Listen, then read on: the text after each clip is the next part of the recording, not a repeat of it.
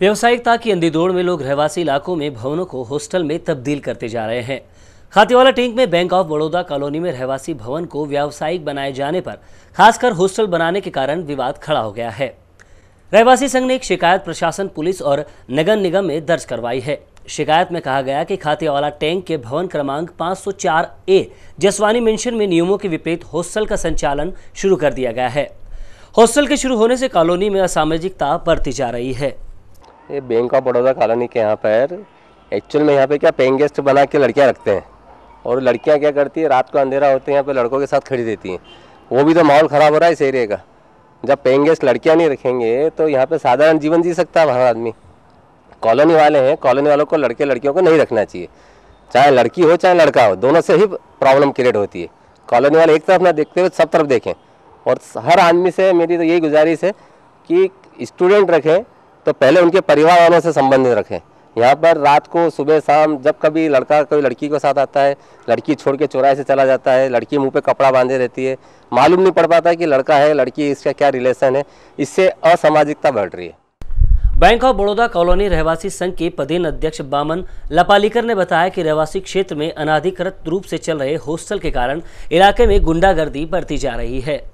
584 में मकान मालिक ने, जो फॉरेन में रहता है, पिछला 15-20 साल से वो मकान खाली पड़ा हुआ था। अब उसने किसी टेकन ओवर उसको दे दिया केयर टेकर वाले को। केयर टेकर वाले ने उसको रंग रंगूनी करके 1 लाख रुपए इन्वेस्ट करके और उसको वो बॉयज़ हॉस्टल के रूप में इसको परिणित कर रहे हैं। तो बॉयज़ हॉस्टल यदि हो जाएगा तो सबसे बड़ी बात है 2-4 प्रॉब्लम और हो जाएंगे कि बच्चे 40 लड़के यदि इकट्ठे एक साथ हो जाएंगे तो बताइए उनके ऊपर कौन कंट्रोल करेगा। कुछ है नहीं, कोई मैनेजमेंट नहीं, कोई सिक्योरिटी नहीं, कुछ नहीं। ऑटोमेटिकली हल्ला होगा, वो होगा, रात के 1-1 बजे तक आना जाना लोगों का रहेगा। तो इसलिए उनको कंट्रोल नहीं कर पाएंगे। यदि ये मकान मालिक जो है, जो कर रहा है, वो हमको गुड फेथ में लेता, हमसे प्लानिंग करता, हमको सिक्योरिटी देगा कि हाँ भाई कुछ भी होगा तो मैं जवाबदार हूँ, तो वो ये कुछ करने के लिए वो रहता है पड़ोसी कॉलोनी में वहाँ पे। तो आज के 12 बजे यदि कोई हो हल्ला होगा तो कौन जवाबदार रहेगा। कॉलोनी के एक अन्य रहवासी ने बताया कि बाहर से आने वाले छात्र इंदौर में गुंडागर्दी करते हैं और अपराधों में लिप्त होते हैं। यहाँ जो परिवार रह रहे हैं, इस रहवासी क्षेत्र में परिवार रह रहे हैं, उनका यहाँ निकलना दोबारा हो जाएगा।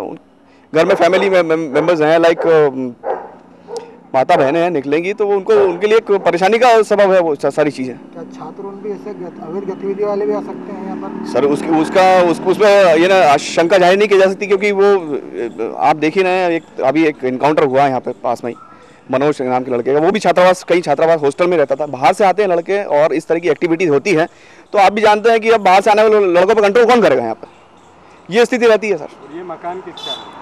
ये मकान जसवानी साहब के नाम से यहाँ नेम प्लेट लगी हुई है और करीब 19 वर्षों से मकान खाली पड़ा हुआ। तो अभी दुबई में रह रहे हैं सर निवासित, ऐसा ज्ञात है। अब कोई केयर टेकर साहब है सर, अभी जानकारी तो नहीं है, पर केयर टेकर साहब हैं, इंद्रपुरी से आते हैं, लाइक ये सारी चीज़ें हैं। हॉस्टल के विद्यार्थियों ने माना कि वे यहाँ रहते हैं और कोई रिकॉर्ड मकान मालिक द्वारा नहीं लिया गया है।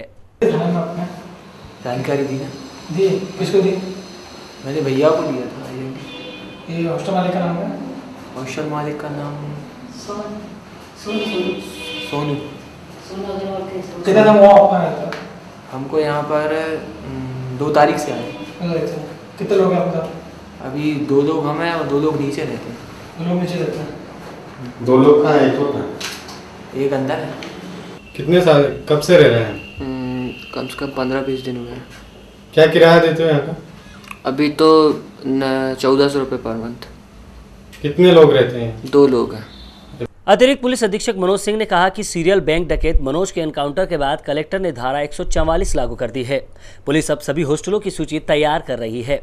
मनोज सिंह ने माना कि छात्रों में आपराधिक प्रवृत्ति बढ़ी है।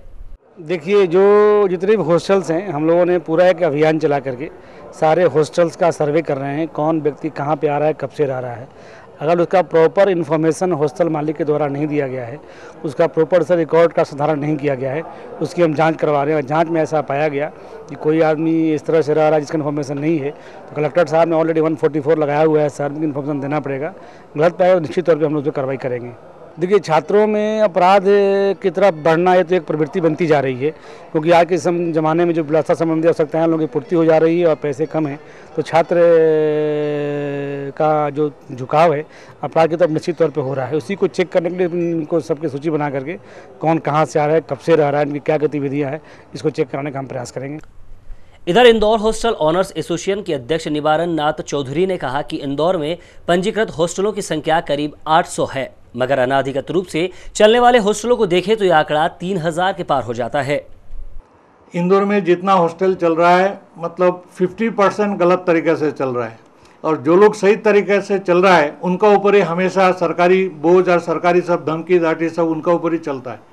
जो लोग गलत तरीके से काम कर रहा है, हॉस्टल चला रहा है, उनका ऊपर कोई सरकार का किसी का कोई अंकुश नहीं। हाँ, कलेक्ट्रेट में होता है, कलेक्ट्रेट में करना चाहिए, और नगर निगम में उसका जो लाइसेंस लेना चाहिए, लेकिन पहला नगर निगम में लेंगे, फिर कलेक्ट्रेट में लेंगे, लेकिन कलेक्ट्रेट में अप्लाई करने का बाद भी सालों तक किसी को लाइसेंस दिया गया नहीं है, सर्टिफिकेट इशू नहीं किया गया है। जिनको करा है उनका रिन्यूअल आज तक नहीं हुआ, जो 4-4 साल 5 साल हो गए उसका रिन्यूअल कलेक्ट्रेट से नहीं करा। एसोसिएशन के अध्यक्ष चौधरी ने माना कि अनाधिकृत रूप से संचालित हॉस्टल में रहने वाले छात्र छात्राओं द्वारा अपनी आवश्यकता की पूर्ति के लिए आपराधिक रास्ते अपनाए जाते हैं, और हर जगह में इनका इंदौर में आने का बाद, छोटे छोटे गांव में कस्बे में से आते हैं, इंदौर में आने का बाद इनका रिक्वायरमेंट बढ़ जाता है। माता पिता उसका पैसा का जो पूर्ति नहीं करते, वो गलत तरीके से पैसा कमाने का सोचते हैं, चाहे वो बैंक रॉबरी हो, चाहे स्मगलिंग हो, चाहे ड्रग्स का हो, चाहे लड़कियों का धंधा हो, बेश्यावृत्ति करे, चाहे कैसा भी करे, ये बढ़ गया इंदौर। पुलिस के सख्त रुख से साफ जाहिर है कि खातीवाला टैंक में शुरू हुए हॉस्टल और उनके संचालन पर कार्रवाई हो सकती है। यह जिस भवन में हॉस्टल संचालित होता है उसका असली मालिक दुबई में रहता है। ऐसे में पुलिस कार्रवाई असली मालिक पर करती है या फिर इंदौर में भवन की देखरेख करने वाले पर शिकंजा कसेगी।